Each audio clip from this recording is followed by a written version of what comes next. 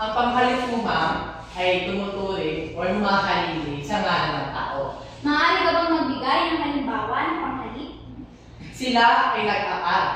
Nasaan ang panghalip sa iyong sinabi? Sila. Maaari ka bang magbigay ng ibang halimbawa?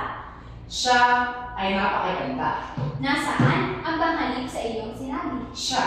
Okay, maraming salamat. Napakahusay. So, sino pa ang may mga halimbawa sa inyo ng panghalip? Yes? Halimbawa po nito is, siya ay masipag. Nasaan ang panghalip sa iyong sinabi, Binibini? Siya po. Yes, very good. Maaari ka nang umupo. So, ngayon tumakot tayo sa mga uri ng panghalip. Ano ang inyong natutunan sa mga uri ng panghalip o ano ang nakapaloob dito?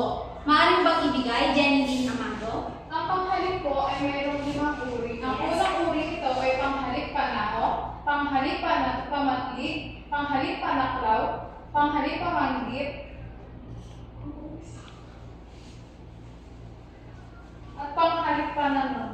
Maaari ka bang magbigay ng halimbawa ng panghalip pananong?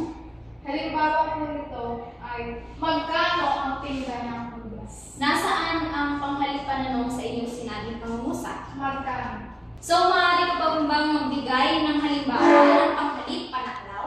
Ang halimbawa nito ay ang bawat isa ay mayroong pangalan. Nasaan ang panghalip panaklaw sa iyong sinabing pangungusap? Bawat isa.